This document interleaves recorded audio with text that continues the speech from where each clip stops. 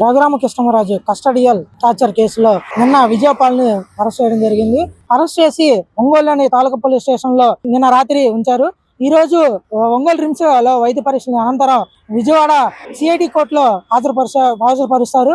అదే విధంగా ఇతన్ని ఈ నెల 13వ తారీఖు మొదటిసారి ఒంగోలు ఎస్పీ అయినటువంటి విచారణాధికారి అయినటువంటి ఎస్పీ దామోదర్ గారు ఒంగోలు పిలిచి విచారణ జరగడం జరిగింది. విచారణలో ఉదయం 11 గంటల నుంచి సాయంత్రం 6 వరకు విచారణ చేయంగా అతన్ని ఎటువంటి సమాధానం చెప్పలేదని చెప్పి ఆ రోజు తెలుస్తుంది. అనంతరం ఆ రోజు విచారణ అనంతరం అతను మళ్ళీ విచారణకి రావాలని చెప్పి దామోదర్ కూడా తెలిపారు. 25వ తారీఖు అతను సుప్రీంకోర్టులో ముందస్తు బెయిల్కి అప్లై చేసుకోవడంతో సుప్రీంకోర్టు ఆ ముందస్తు బెయిల్ మంజూరుని క్యాన్సిల్ చేసింది. అదేవిధంగా క్యాన్సిల్ చేయడంతో అతను 26వ తారీఖు ఒంగోలులోని ఎస్పీ కార్యాలయంలో విచారణాధికారి అయినటువంటి దామోదర్ ముందు విచారణకు హాజరయ్యారు. ఆ రోజు కూడా విచారణలో కూడా ఎటువంటి సమాధానం చెప్పకపోవడంతో నైట్ 9 గంటలకి అతన్ని అరెస్ట్ చేయడం జరిగింది.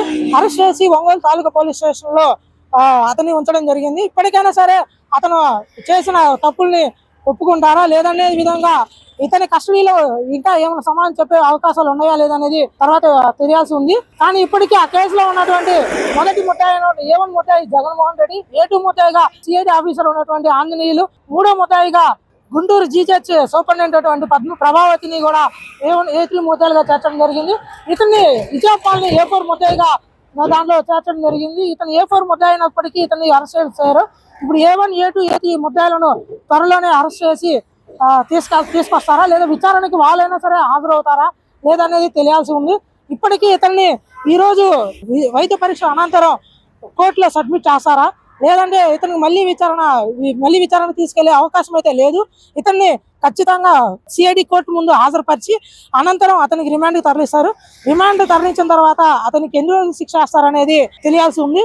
ఇంతకీ అతను శిక్ష వేసిన అనంతరం అతని లైఫ్ ఇక్కడితో అంతమవుతుందా లేదా అతను బెయిల్ తీసుకొని మళ్ళీ తిరిగి వస్తారనేది తెలియాల్సి ఉంది. ఇతనికి ఇప్పుడు ఈ కేసులో అనంతరం సుప్రీంకోర్టు నుంచి ఎటువంటి బెయిల్ మంజూరులోనూ ఎటువంటి సహకారం అందకపోవడంతో ఇతను ఖచ్చితంగా శిక్ష పడే అవకాశం అయితే ఉంది. అది శిక్ష ఎంత ఎలా ఉండిది ఏందనేది ఈ రోజు కోర్టులో హాజరుపరిచిన తర్వాత తెలియాల్సి ఉంది. ఇప్పటికైనా సరే కేసులోని ఉన్నటువంటి ముద్దాయిలందరినీ ఖచ్చితంగా శిక్షిస్తారా, ఇతని తర్వాత A1, A2, A3 ముద్దాయిలను విచారణకు హాజరుపరుస్తారా లేదా అనేది తెలియాల్సి ఉంది. కెమెరామెన్ రెడ్డితో శ్రీనివాస్ రెడ్డి, ప్రకాశం నుంచి.